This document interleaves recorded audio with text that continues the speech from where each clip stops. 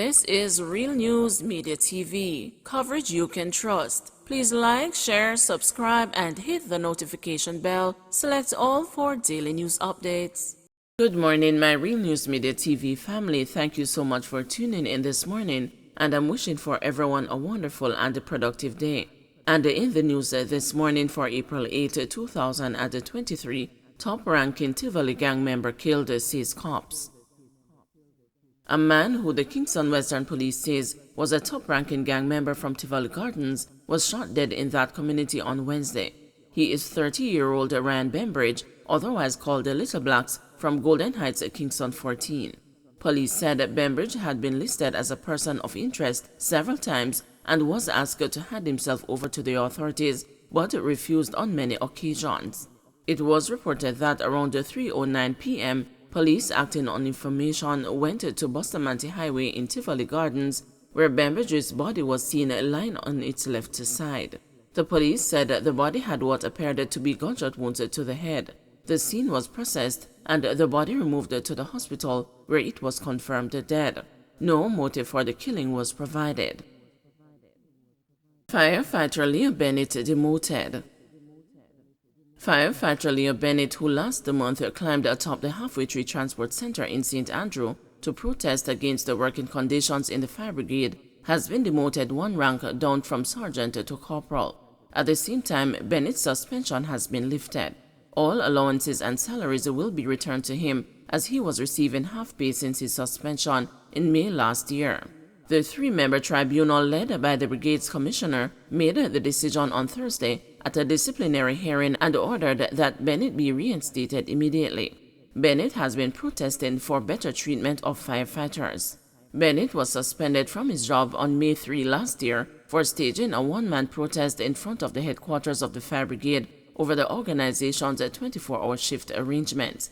Upon suspension, he faced 2 charges. In February this year, a total of 6 charges were brought against him for breaches of the fire brigade's regulations in 1993.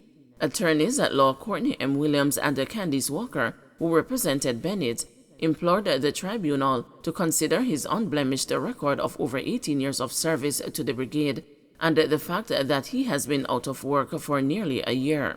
They referred to the evidence given by witnesses that Bennett was an exemplary worker who is admired by everyone. The tribunal agreed with the attorneys and, in handing down its decision, held that Bennett's record was indeed admirable and that he was an excellent firefighter. The tribunal also ruled that it was not considering anything that Bennett did after he was suspended in May last year, and that included his protest atop the transport center, which drew great public attention. This was also at the behest of Bennett's attorneys.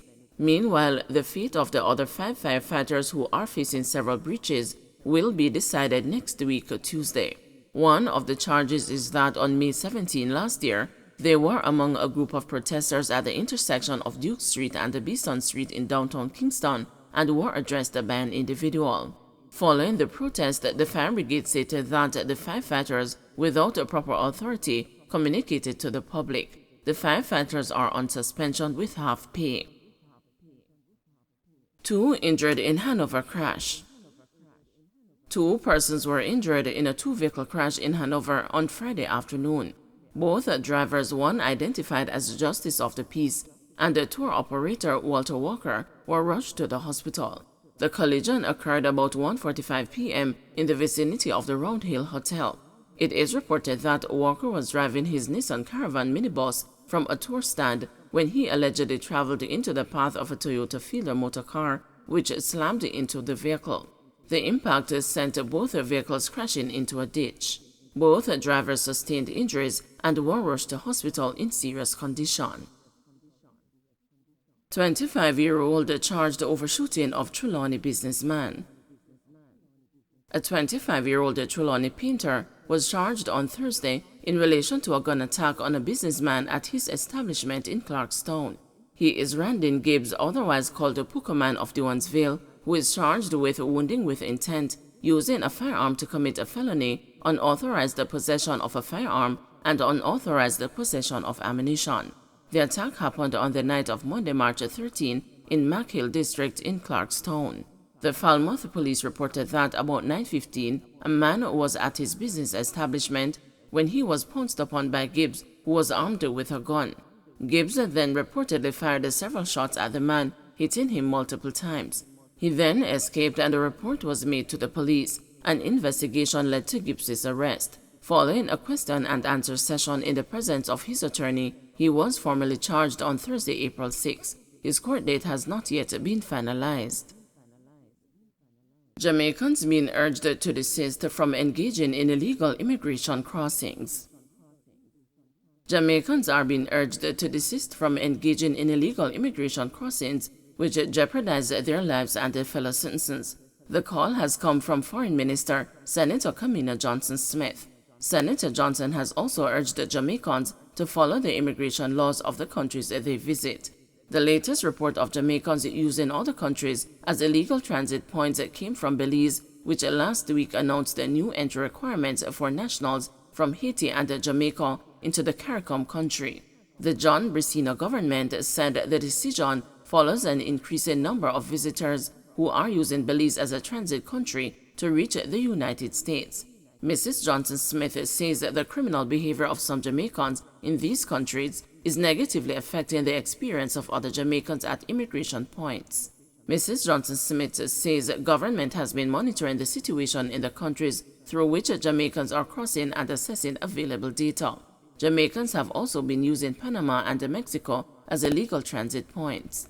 And they could be even more affected in the future. The Jamaican government is concerned for more than one reason. We're concerned that nationals are taking decisions to travel under circumstances that are extremely risky, and in some cases taking children with them, exposing them to really dangerous situations, including kidnapping, sex trafficking, and even death.